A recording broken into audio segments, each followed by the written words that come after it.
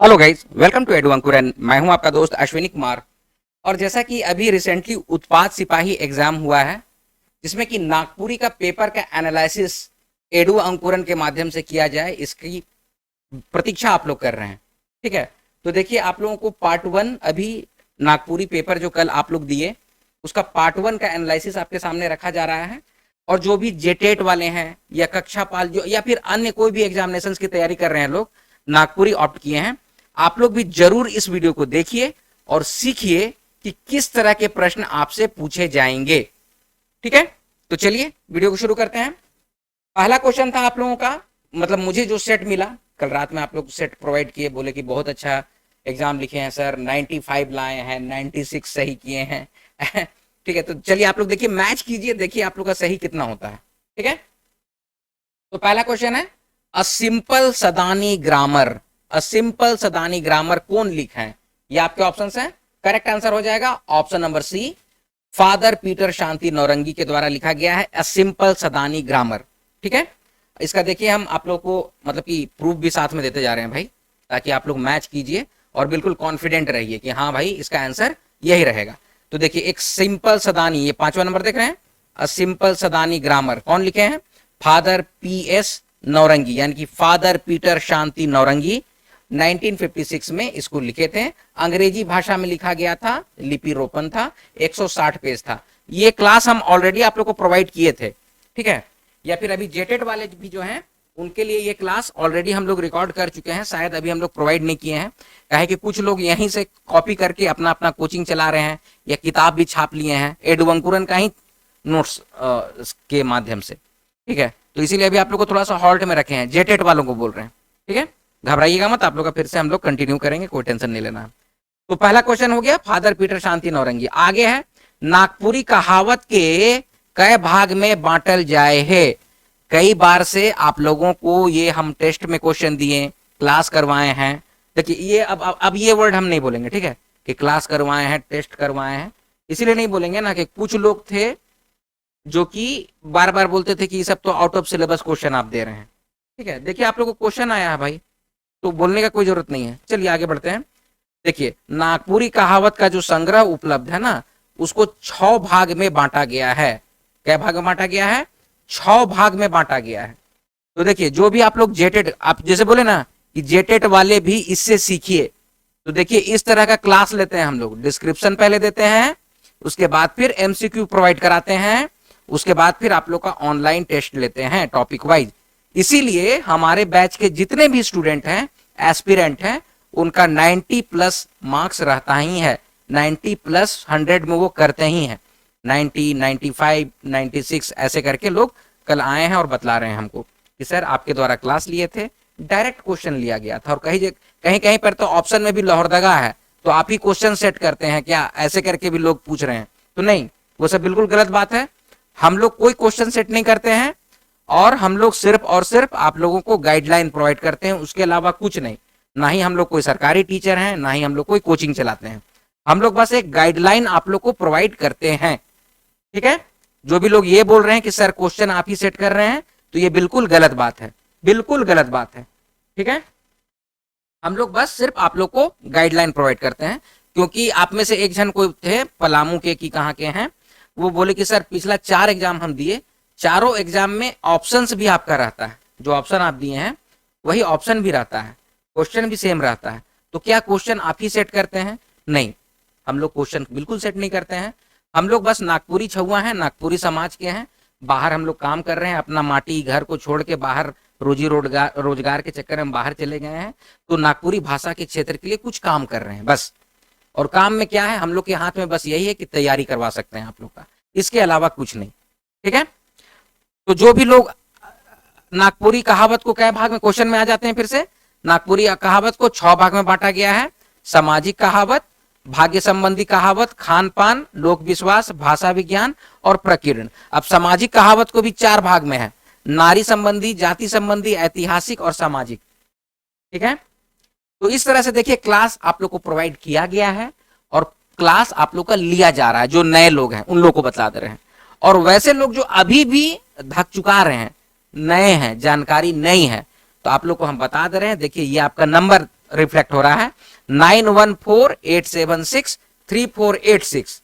इस नंबर में कांटेक्ट करके आप जो भी जिस भी चीज की तैयारी कर रहे हैं, हम लोग जेपीएससी की भी तैयारी कराते हैं, झारखंड दरोगा का भी अभी तैयारी करवाएंगे, कक्षापाल हो गया, क्षेत्रीय कार्यकर्ता हो गया, उत्पाद सिपाही का तो कराए ही, जेटेट का 1 to 5 हो या 6 to 8 हो, इसकी तैयारी हम लोग करा रहे हैं। चाहे आप जेटेट की तैयारी कर रहे हैं, जेपीएससी की तैयारी कर रहे हैं, एडू अंकुरन के माध्यम से सिर्फ और सिर्फ नागपुरी की तैयारी हम लोग आप लोग को कराते हैं। ठीक है, उसके अलावा और कुछ नहीं। ठीक है, कॉन्सेप्ट एकदम क्लियर है। चलिए आगे बढ़ते हैं हम लोग। चलिए फिर अगले क्वेश्चन में आते हैं। ओझा कर स्त्रीलिंग का होवी। ठीक है, तो ओझा का हो जाएगा, यहां पर ऑप्शन भी देखिए ना, ओझा का हो जाएगा ऑप्शन नंबर सी, ओझाइन। ठीक है, फिर आगे है शारदा प्रसाद शर्मा कौन कहानी के लिख हैं, तो यहां पर इसका करेक्ट आंसर हो जाएगा ऑप्शन नंबर डी, सांझ। ठीक है, ये सब आप लोग मैच करते जाइएगा, मतलब ये सही है, करेक्ट है, हम लोग जो बतला रहे हैं उसको ध्यान दीजिएगा, आप लोग आंसर भी मैच करते जाइए कि कितना। अब आगे है पांचवा क्वेश्चन, गोदना कर लोकगीत कैसन गीत है के। तो गोदना जो होता है ना, वो विविध गीत के अंतर्गत आता है। गोदना क्या होता है पहले सो समझ में आता है आप लोग को, जैसे कि आभूषण पहनते हैं ना हाथ में, गला में, पैर में, उसी तरह से नागपुरी समाज में जो स्त्रियां होती हैं ना, वो आभूषण के जगह पे अपना हाथ में, पैर में, घेंचा में, माने गला में गोदना गोदवाती थी। और ऐसा मान्यता है कि मरने के बाद आभूषण तो यहीं रह जाएगा, लेकिन गोदना जो गोदवाइल रहेगा ना, तो मरने के बाद भी जाता है ऊपर। ठीक है, ऐसा ही सब मान्यता है, तो इसीलिए हम आपको गोदना का मतलब पहले समझा दिए कि गोदना क्या होता है। सो ठीक है, आप देखिएगा बहुत सारा इस तरीका, हम हालांकि टीम को बोले थे कि इमेज भी डाल देना यार, तो गोदना समझ जाएगा लोग, लेकिन हम आपको बता दे रहे हैं कि हाथ में जैसे चूड़ी पहनते हैं ना, उसी तरह से चूड़ी जैसा गोल में हाथ में गोदना गोदवाया जाता था, सुई से, काजल से बनाया जाता है गोदना। ठीक है, हमारा भी दादी नानी का था, आप लोग का भी जो नगपुरिया समाज में होंगे उनका दादी नानी, बड़की माई सबका होगा, है ना।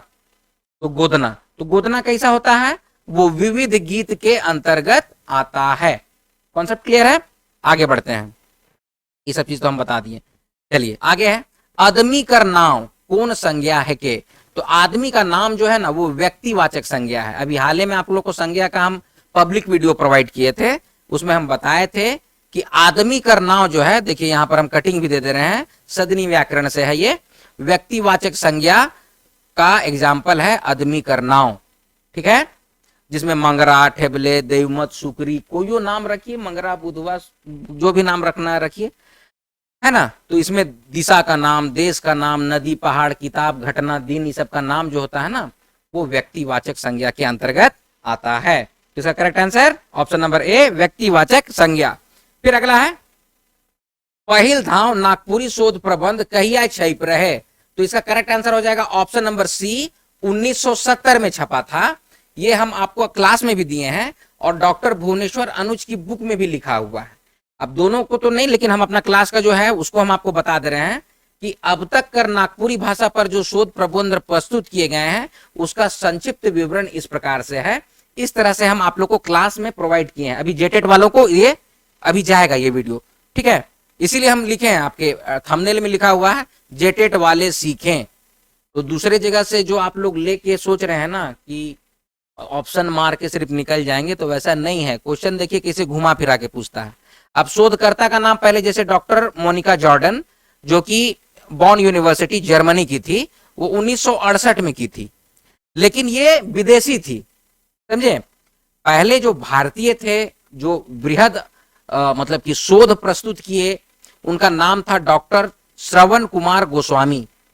यही जो है वो बताए थे कि नागपुरी जो है वो भोजपुरी की उपबोली नहीं है।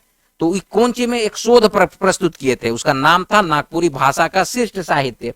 इसी में ये बताए थे कि नागपुरी एक स्वतंत्र भाषा है। इसी में ये बतलाए थे कि नागपुरी में अपनिहिति का प्रयोग किया जाता है। और ये शिष्ट साहित्य जो है ना, ये नागपुरी वो ये 1970 में किया गया था। ठीक है, कॉन्सेप्ट क्लियर है। चलिए आगे बढ़ते हैं। तो सबसे पहला जो हुआ था वो क्या, कब हुआ था, पहिल धाम नागपुरी शोध प्रबंध कहिया छप रहे, तो 1970 में छपा था। ठीक है, अब आगे है, का से का फर्क करेला कलम। ये सब तो आपको क्वेश्चन डायरेक्ट दे दिया है, देख रहे हैं। तो आदमी से आदमी कर फर्क करेला कलम। ऑप्शन नंबर बी हो जाएगा इसका, ऑप्शन नंबर बी। आगे बढ़े, अगला है ऐठाइल जनी कादो खाए का हके। Direct question from the test, direct question from the MCQ, direct question from Edu Ankur class. ठीक है, तो इसका क्या है ऑप्शन, इसका करेक्ट आंसर हो जाएगा ऑप्शन नंबर डी, घोंघी। ठीक है, कई बार बतलाए हैं, घोंघी।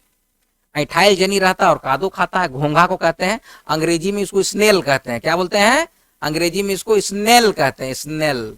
यार यार ए लिखाओ ना यार, घूमिए नहीं रहा, देख रहे हैं स्नेल, जाम हो गया है भी, देख रहे हैं स्नेल। ठीक है, अब आगे, बेस आदमी का है के, तो यहाँ पर बेस लिखा है। बेस का मतलब अच्छा, बेस का मतलब अच्छा, बेस का उल्टा हो जाएगा बेकार, तो अच्छा हो गया, बुरा हो गया, ये सब कौन सा चीज दर्शा रहा है? तो ये विशेषता दर्शा रहा है। तो विशेषता अगर दर्शा रहा है मतलब ये क्या है? ये विशेषण है। तो ऑप्शन नंबर ए हो जाएगा। आगे बढ़े, गुणवाचक विशेषण कर कै गो भेद आए? इसका कोई भेद नहीं होता है। ठीक है, तो ये क्वेश्चन थोड़ा डाउटफुल क्वेश्चन है, इसका कोई भेद नहीं होता है। इसको आप लोग एक बार देखिएगा, कोई किताब में वैसा खास इसका दिया हुआ नहीं हो सकता, ये क्वेश्चन का मिस्टेक है। आगे है, नागपुरी गद्य पद्य संग्रह मंजर भाग 2 में कै गो पद आहे? ठीक है, तो यहां पर ऑप्शन ए नहीं है, 17 गो पद है। कितना है? 17 गो पद है, इसमें ऑप्शन नहीं, यानी कि ये क्वेश्चन गलत है। तो आप लोग ये सबको क्लेम भी कीजिएगा। क्वेश्चन नंबर 11, क्वेश्चन नंबर 12 यहां पर हम बता दे रहे हैं।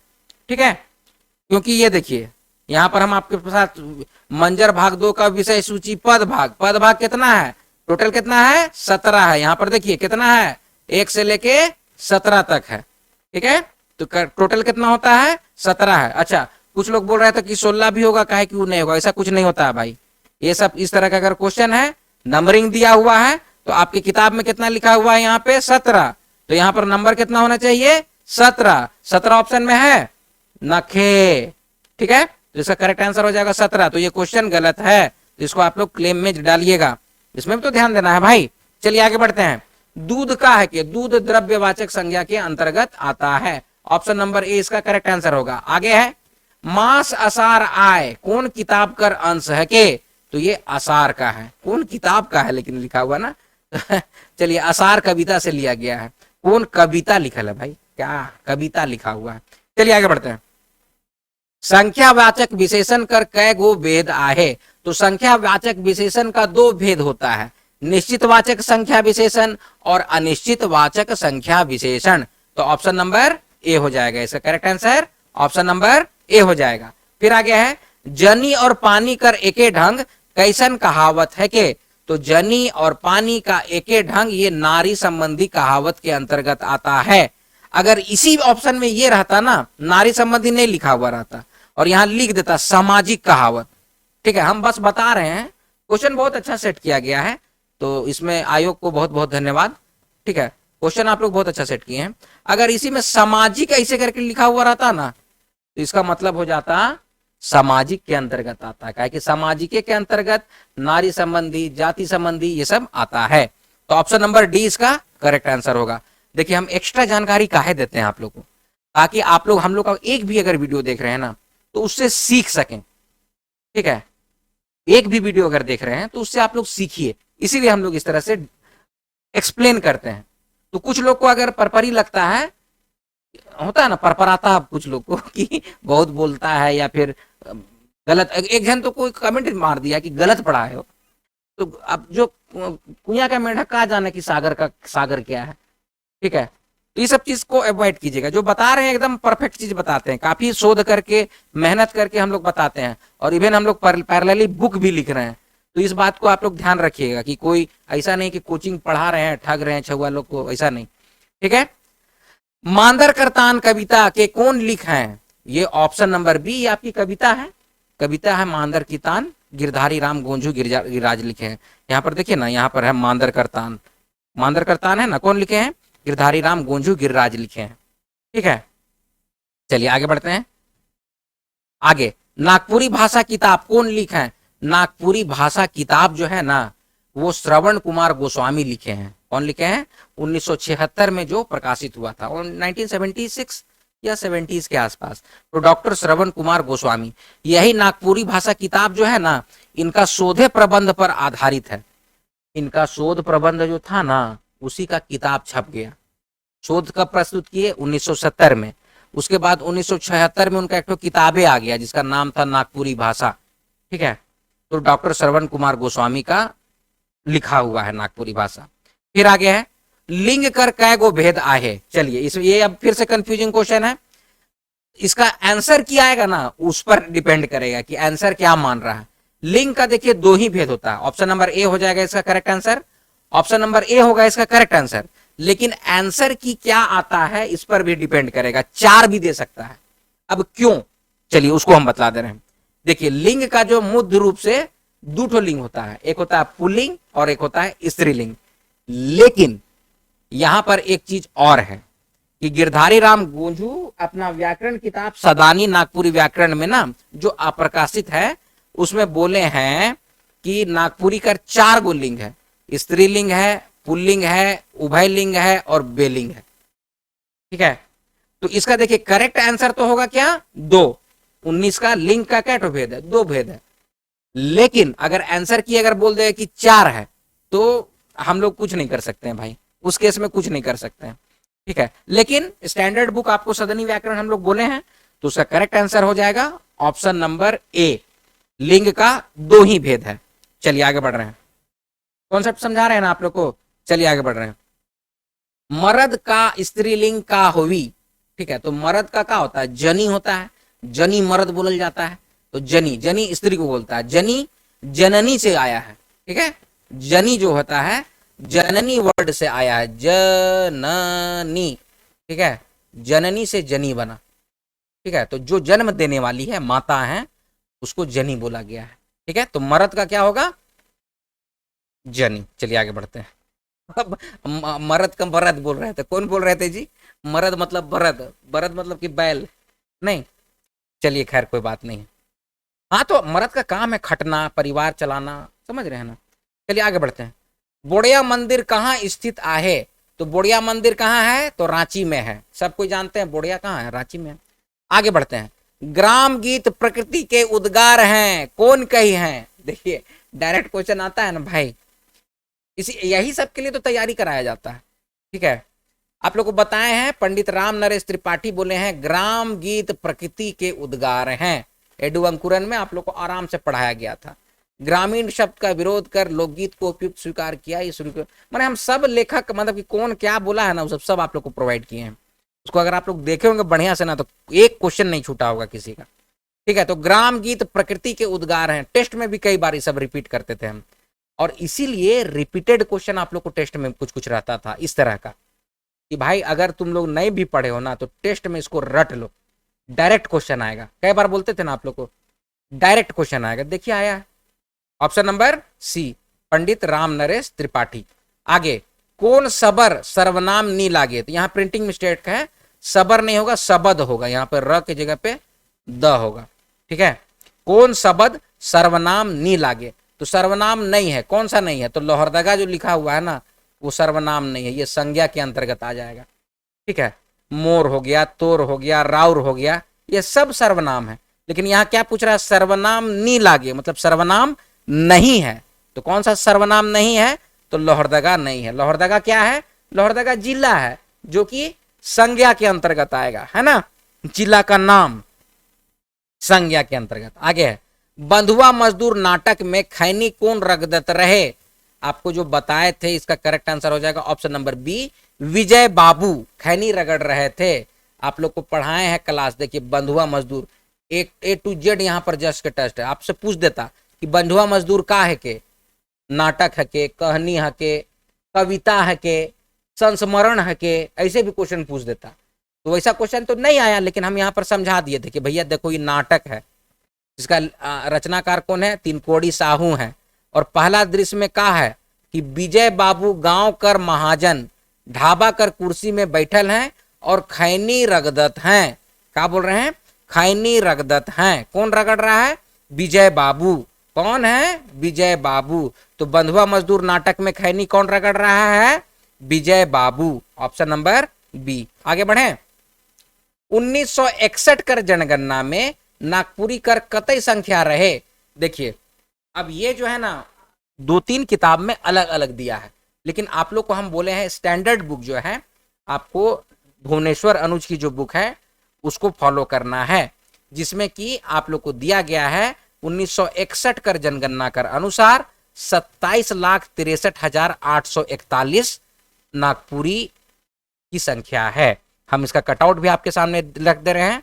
नागपुरी भाषियों की संख्या डॉक्टर गोस्वामी ने 1961 की जनसंख्या के आधार पर नागपुरी भाषियों की कुल संख्या 27,63,841 बताई है। ठीक है, तो देखिए ऐसा डीप में जा जाके आप लोग का तैयारी जब हम लोग कराते हैं तो आपका सिलेक्शन क्यों नहीं होगा।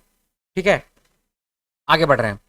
हम नी जानी जानी जितवाहन बाबा, कहावत कर मतलब क्या होता है? तो ये देखिए भाग्य संबंधी कहावत के अंतर्गत आता है, जिसका मतलब होता है भगवाने जानबैं। तो इसका करेक्ट आंसर हो जाएगा ऑप्शन नंबर बी, भगवाने जानबैं।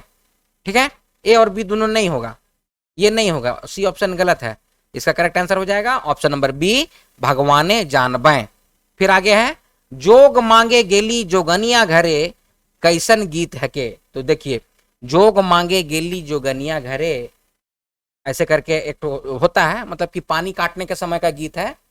और इसमें क्या कहते हैं ना कि इसमें प्रभु से, भगवान से हम लोग जोग मांगते हैं, विद्या मांगते हैं, प्रेम का भीख मांगते हैं। ठीक है, तो ये किस तरह का गीत है? तो ये विवाह का गीत है। कहा जाता है कि पति और पत्नी के लिए ये गीत बना हुआ रहता है, विवाह के समय का गीत है, जिसमें हम लोग सब दिशाओं को और सब देवी देवता लोग को आह्वान करते हैं। उस समय इस गीत को गावल जाता है और सब भगवान को प्रणाम करके भीख मांगते हैं। काची का भीख मांगते हैं? हमको जोग दीजिए, जोग दीजिए मतलब क्या दीजिए? वो विद्या दीजिए। किस तरह का विद्या दीजिए? प्रेम का विद्या दीजिए। ठीक है, प्रेम का विद्या दीजिए, तो उसी को कहते हैं जोग मांगना। जोग मांगे गेली जोगनिया घरे, देखू माए तवे तवे गेली हुआ, ऐसे करके है गीत है, ऐसे करके। ठीक है, तो इस तरह से मने लहलहाती दोपहरिया में हम पैदल नंगे पांव गए और भगवान से, प्रभु से भीख मांग रहे हैं प्रेम का, ऐसे करके इसका मीनिंग होता है। तो ऑप्शन नंबर बी विवाह का होता है। ठीक है, विवाह संस्कार का है। विवाह जो होता है ना, वो मतलब कि प्रकृति का एक ऐसा अद्भुत जोग होता है जिसमें कि दो लोगों का को का क्या बताएं, मतलब कि दो आत्माओं का मिलन होता है, इस तरह से समझिए। तो विवाह कोई मामूली चीज नहीं होता है, इस बात को ध्यान में रखना है। ठीक है, तो उसमें प्रेम की भीख मांगते हैं, इसीलिए इस तरह का गीत गाया जाता है। ठीक है, अभी हाल ही में हम इसीलिए इतना क्लियर बता रहे हैं ना कि हाल ही में तो शादी अटेंड किए तो पूछे थे कि इस तरह का गीत सब कैसा होता है। चलिए आगे बढ़ते हैं। जातिवाचक संज्ञा कौन है के? तो जातिवाचक संज्ञा देखिए, ये भी एक जो क्वेश्चन है ना, इसका ऑप्शन आप लोग का ये गलत है। जातिवाचक संज्ञा सब है, राजपूत भी है, किताब भी है, घर भी है। ठीक है, तो इसमें ऑप्शन डी में होना चाहिए सब। ए और बी जो है ना, ए बी और ये लगता है सी छूट गया सी भी होना चाहिए। ठीक है, तो ये क्वेश्चन गलत है भैया, माने क्वेश्चन सही है लेकिन ऑप्शन सब होना चाहिए। काहे कि ये देखिए जातिवाचक संज्ञा, तो जातिवाचक संज्ञा में सब आता है। हितनाता का नाम, इसमें राजपूतों आता है। ठीक है, पशु पक्षी सबका नाम भी आता है। जिनिस मनक का नाम, जिनिस मनक में आपका घर हो गया, पहाड़ हो गया, किताब हो गया, चाउर दाल हो गया, ये सब आता है। समझ रहे हैं मेरी बात को? तो सब कुछ आता है तो सब आना चाहिए। तो यहाँ पर सिर्फ कोई एक राजपूत नहीं लिख सकते हैं आप लोग। किताब भी आता है, जाति, किताब जाति है एक तरह का, जातिवाचक संज्ञा। गणित का किताब, ठीक है, नागपुरी का किताब, ठीक है, हिंदी का किताब, और घर, घर भी होता है। ठीक है, तो इसीलिए जातिवाचक संज्ञा के अंतर्गत आएगा। फिर आ गया डॉक्टर सत्येंद्र, नागपुरी लोक कथा के कतई भाग में बांट हैं? तो लोक कथा को कितना भाग में बांटे हैं? देखिए हम बताए होंगे। सत्येंद्र नागपुरी लोक कथा का वर्गीकरण 7 प्रकार से कर रहे हैं। यहाँ पर आपको दिया हुआ है गाथाएं, पशु पक्षी, परी, विक्रम, बुझवैल, निरीक्षण और साधी परियों की कहानी। तो कितना प्रकार से किए हैं भैया? 7 प्रकार से किए हैं। तो इसका करेक्ट आंसर क्या हो जाएगा? Option number D. Doctor Satyendra Nagpuri लोक कथा को, लोक गाथा ने लोक कथा लिखल है, 7 प्रकार से किए हैं। देखिए यहाँ पर लोक कथा का वर्गीकरण 7 प्रकार से किए हैं। ठीक है, यहाँ पर हम आपको ऑप्शन दे रहे हैं, देख लीजिएगा, नोट डाउन कर लीजिएगा। चलिए आगे बढ़े। नागपुरिया सदानी बोली व्याकरण कब छप रहे? तो कब छपा था, ये देखते हैं कब छपा था। हम यहाँ पर आपको रख दिए हैं। नागपुरिया सादानी बोली का व्याकरण 1965 ईस्वी में छपा था, जो हिंदी भाषा में था, 160 पेज का था। फादर पीटर शांति नौरंगी के द्वारा लिखा गया था। ठीक है, तो इसमें ऑप्शन है वैसा 1965 है, तो ऑप्शन नंबर ए 1965 हो जाएगा। ऑप्शन नंबर ए 1965 हो जाएगा। आगे बढ़े, देख लिए आप लोग 1965। आगे बढ़ रहे हैं। रॉबर्ट ग्रेव्स कर अनुसार लोक गाथा कर विशेषता बताई जाए है। अगर एडू अंकुरन का क्लास आप नहीं किए हैं ना, तो इसको कोई नहीं बताया होगा। ठीक है, रॉबर्ट ग्रेव्स के अनुसार 11 भाग में किए हैं। ठीक है, कितना भाग में? 11 भाग में किए। ये देखिए हम बता दे रहे हैं। हम आपको डायरेक्ट क्वेश्चन भी दिए थे कि डॉक्टर रॉबर्ट ग्रेव्स लोक गाथा के कर कतई विशेषता बताई है, डायरेक्ट क्वेश्चन। ठीक है, ये ऑप्शन है 11 भाग में, 5, 10, 11, 12। ठीक है, तो यहां पर 11 हो जाएगा। ऑप्शन नंबर 11 कौन कौन है सो भी हम बता देते हैं। 11 विशेषता बताए हैं, ये देखिए और ये देखिए।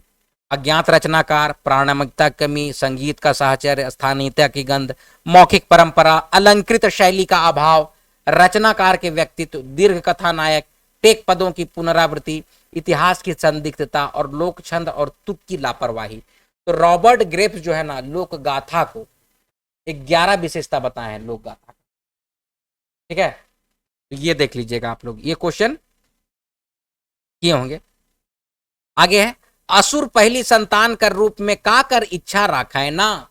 ठीक है, ये भी हम लोग आप लोगों को असुर का क्लास अगर हम लोग, ये जेपीएससी में बताए हैं, हम ये जेपीएससी में बताए हैं, आप लोगों को तो नहीं, लेकिन अगर आप लोग क्लास किए होंगे, कहे कि मेरे पास बहुत सारे लोग जुड़े हुए हैं, तो हम आपको बताए हैं कि लड़की संतान होने का इच्छा रखते हैं कि पहला अगर बेटी हो गई ना, तो इन लोगों में ये रहता है कि माता पिता का उम्र भी बढ़ेगा और घर में तरक्की घुसेगा। ये बात सोचते हैं असुर लोग। और ये आपको ना बुक है भाई, लोक साहित्य भुवनेश्वर अनुज का बुक, उसमें भी दिया गया है। देखिए, असुर जीवन का चक्र हम आपको बताए हैं, एडवे अंकुरन का है, जिसे सौरी घर कहते हैं और बच्चे की नाल डगरिन काटती है और पहली संतान लड़की होना इनके यहाँ अच्छा माना जाता है। इसे समृद्धि और माता पिता के दीर्घायु होने का संकेत समझते हैं। तो पहली संतान लड़की होना असुर जनजाति में बहुत शुभ माना जाता है। देखिए, हम भी लोहरदगा तरफ से है ना, लोहरदगा गुमला इलाका ना असुर जनजातियों का ही होता है। तो हम लोग जानते हैं कि लड़की पहले जन्म होता है तो हम लोग इधर के लोग खुश होते हैं। ठीक है, कहे कि दहेजी वहेजी वाला प्रथा नहीं ना वैसा है भाई, समझ रहे मेरी बात को। चलिए आगे बढ़े, तो इसका करेक्ट आंसर क्या होगा कि लड़की जो है ये पहली संतान के रूप में लड़की की इच्छा रखते हैं असुर लोग। ठीक है, आगे बढ़ते हैं। केकर अंगना में बांस बूदना कैसन गीत है, तो ये एक तरह का ब्याह गीत है, इसको तो हम लोग कई बार बताए भी हैं क्लास में। चलिए आगे बढ़ते हैं। इतना देखिए पूरा डिटेल आप लोग को बना के देना पड़ता है ताकि कॉन्सेप्ट क्लियर रहे आप लोग का। फिर आगे है, विद्रोह कर मतलब होवेला, तो उलगुलान होता है। चलिए आगे, मुकुंद नायक कर लिखिल रचना है, तो सरई फूल है। ये तो मंजर भाग से आपको दिया गया है, ऑप्शन नंबर ए होगा। मुकुंद नायक की रचना किसका है? सरई फूल। ऊ कहाँ जाए खोजेला, तो ये कहाँ जाए खोजेला एक बार आप लोग भी खोजिए भाई। हालांकि रामरेखा मेला का बात है, लेकिन बाजार नदी हो सकता है कि ये किससे लिया गया है, इसको एक बार देखना होगा। ये हम लोग समय के अभाव के कारण नहीं देख पाए हैं, हालांकि हम बतला देंगे, आप लोग अगर पूछिएगा तो बतला देंगे। रामरेखा मेला एक बार देखिएगा, है ना। चलिए आगे बढ़ रहे हैं। कने राजा भोज और कने गंगुआ तेली कैसन कहावत है के, तो यह एक तरह का ऐतिहासिक कहावत है। यह आप लोग को हम लोग बताए भी हैं क्लास में कि कहाँ ऐतिहासिक कहावत के अंतर्गत ऐतिहासिक कहावतें मिलती हैं, जिसमें कि कने राजा भोज और कने गंगुआ तेली, ठीक है, ये बोला जाता है, ऐतिहासिक कहावत है ये। ठीक है, कहे कि राजा भोज ये हम लोग का इतिहास है, गंगू तेली भी इस इतिहास के अंतर्गत आता है। सर्वनाम कौन हके, तो यहाँ पर देख लीजिए, इसका करेक्ट आंसर हो जाएगा ऑप्शन नंबर ए, तोय जो है वो सर्वनाम है। फिर आगे, महात्मा गांधी का पूरा नाम क्या है, तो मोहनदास करमचंद गांधी है, ऑप्शन नंबर डी। ये आपका गांधी जो मंजर भाग 2 में कहानी है उस पर आधारित है। हम कर बहुवचन का हुई, तो देखिए हम कर बहुवचन जो है ना, तो यहां पर तो नहीं दिया, ऑप्शन नंबर ए हामिन होगा, हामिन होना चाहिए, ऑप्शन नंबर ए का है। एक मिनट हाँ, हम का यहाँ पे ना हमरीन बोला गया है, हम का क्या बोला गया है, हमरीन। तो इसको एक बार आप लोग को देखना होगा, ये क्या है कि आपको दिया गया है, ठीक है। हम का क्या होगा, हमरीन, हामिन नहीं हमरीन, सॉरी यहाँ पर हमरीन हो जाएगा, ऑप्शन नंबर बी हो जाएगा, ठीक है। हामिन नहीं हमरीन, क्या कि किताब में आप लोग को जब दे दिया है ना तो उसी को फॉलो कीजिएगा, हालांकि हामिन भी होता है, ठीक है, लेकिन हमरीन अगर दिया हुआ है तो इसी को फॉलो कीजिएगा। अब आंसर क्या आएगा तो पता चलेगा, लेकिन हालांकि ये सही है, हमरीन, ऑप्शन नंबर बी, ठीक है। आगे बढ़ रहे हैं, ये देख लीजिए, हम का हमरीन होगा। चलिए आगे है, प्रथम नागवंशी राजा कौन रहे, तो नागवंशी वर्ड अगर जुड़ गया है तो फणी मुकुट राय होगा, ठीक है, ऑप्शन नंबर बी फणी मुकुट राय होगा।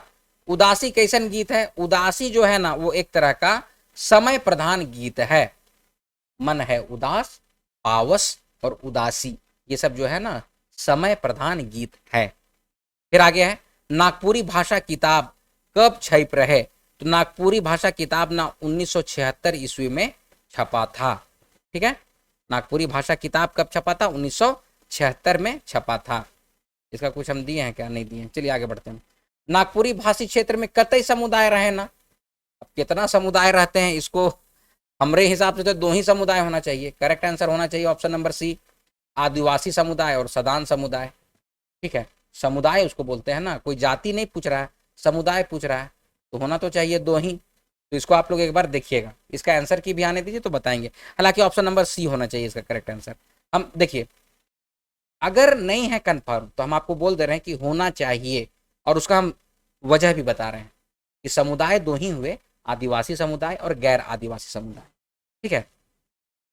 चलिए, जिसको सदान कहा गया। पुरुषवाचक सर्वनाम कर कैगो भेद है, तो पुरुषवाचक सर्वनाम का कैठो भेद होता है जी, 3 ठो होता होगा पुरुषवाचक, हाँ 3 भेद है, 3 भेद होता है पुरुषवाचक सर्वनाम का, 3 भेद होता है, उत्तम पुरुषवाचक, मध्यम पुरुषवाचक और अन्य पुरुषवाचक, तो 3 भेद होता है, ठीक है, ऑप्शन नंबर सी होगा, 3 भेद। आगे, दोष कर सही अर्थ का हुई, तो यहाँ अर्थ नहीं देख दिया है, दोष किस तरह से लिखा जाएगा नागपुरी में ये पूछा जा रहा है, तो ऑप्शन नंबर ए हो जाएगा इसका करेक्ट आंसर, दोष, ठीक है। आगे है, grammar of the Nagpuria Sadani language किताब कौन लिखे हैं, तो grammar of the Nagpuri Sadani language किताब, आइए देखते हैं कौन लिखा होगा, नहीं दिया है, लिख होगा यहाँ पर, हम लोग देखे हैं, हम आपको दिखा दे रहे हैं, ग्रामर, यहाँ पर देखिए तो ग्रामर ऑफ द नागपुरिया जो लिखे हैं वो रेवरेंड कोनार्ड बुकआउट 1906 ईस्वी में लिखे हैं, रेवरेंड कोनार्ड बुकआउट 1906 ईस्वी में ये लिखे हैं, ठीक है। Grammar of the Nagpuria Sadani language, अंग्रेजी भाषा में थी, 300 पेज का ये किताब लिखे थे। तो ये जो क्वेश्चन है, कहाँ गया जी क्वेश्चन, क्वेश्चन है यहाँ पे कि grammar of the Nagpuri Sadani language किताब कौन लिखे हैं, रेवरेंड फादर बुकआउट, नहीं कॉनराड न था, हाँ तो बुकआउट है, ये हो जाएगा, ऑप्शन नंबर ए हो जाएगा, ठीक है। Grammar of the Nagpuria Sadani language वही ना थी जी, तो फिर से देखें, grammar of the Nagpuria Sadani language, grammar of the, हाँ रेवरेंड कोनार्ड बुकआउट है, ठीक है, तो कोनार्ड बुकआउट लिखिएगा। और कुछ है, लैंग्वेज हैंडबुक और रिफाइनरी फ्लोर, नहीं नहीं, ठीक है, तो वही होगा रेवरेंड कोनार्ड बुकआउट। तो अगर कोनार्ड बुकआउट ऑप्शन में नहीं है ना तो क्वेश्चन गलत हो जाएगा, कोनार्ड बुकआउट, रेवरेंड फादर बुकआउट है ना, हाँ तो फादर बुकआउट है बोला जाएगा। चलिए आगे बढ़ रहे हैं, ऑप्शन नंबर ए इसका करेक्ट आंसर हो जाएगा, grammar of the Nagpuria Sadani language किताब, रेवरेंड फादर बुकआउट। आदमी कर बहुवचन का होगा, तो आदमी का हो जाएगा आदमीमन, ऑप्शन नंबर बी आदमीमन। आगे है, आगे नहीं है, अच्छा आगे है, छुआ कौन वचन है के, तो छुआ एक वचन है, छुआ मन रहता तो बहुवचन हो जाता, तो छुआ एक वचन है। अब सोना बिहान जागे कौन किताब से ले जाए है, तो ये बिहान से लिया गया, ऑप्शन नंबर बी बिहान से लिया गया है। महात्मा गांधी का जन्म कब हुई रहे, तो ये 2 अक्टूबर 1869, 2 अक्टूबर को तो हुआ था, ये वाला डेटवा एक बार देख लीजिएगा, अगर ये सही है तो ऑप्शन नंबर ए हो जाएगा, ठीक है। आगे है, कखन आवब कौन सर्वनाम है के, तो ये एक तरह का प्रश्नवाचक सर्वनाम है। तो देखिए 52 क्वेश्चन किए हैं, और अगला जो है क्वेश्चन वो सब भी देखिए, क्या है कि ऐसा ही आंसर देना रहेगा ना तो हम ऐसे ही दे देते थे, लेकिन एक जेन्युइन क्या बोलते हैं उसको, एग्जाम्पल के साथ, एक उसको क्या बोलते हैं यार, हमारा दिमाग ही काम नहीं कर रहा है अभी, मतलब कि प्रूफ के साथ, हाँ प्रूफ वर्ड, एक प्रूफ के साथ आपको देंगे कि भाई देखो ये क्वेश्चन है, इसका आंसर ई होगा और इसका प्रूफ देखो ई किताब है। तो इससे आप लोग का कॉन्सेप्ट क्लियर होता है। आप लोग जो भी उत्पाद सिपाही वाले हैं, क्षेत्रीय कार्यकर्ता वाले हैं, कक्षा पाल वाले हैं, झारखंड दरोगा, झारखंड सिपाही, झारखंड पुलिस, इस सबका एग्जाम हो रहा है, जेटेट हो रहा है, आप लोग देख लीजिए भैया कि इस तरह के क्वेश्चंस आ रहे हैं और तैयारी हम लोग किस तरह से एडू अंकुरन से करा रहे हैं। और यही कारण है कि आप लोग को 95 के अराउंड आप लोग सही कर रहे हैं। ठीक है, तो ये सारा कुछ है। आज का वीडियो देखिए हम लोग यहीं पर समाप्त कर रहे हैं। अगला जो सेट है वो बहुत जल्द आप लोग को अपलोड कर दिया जाएगा। चलिए मिलते हैं अगले क्लास में, तब तक आप लोग अपना ख्याल रखिएगा। जय हिंद।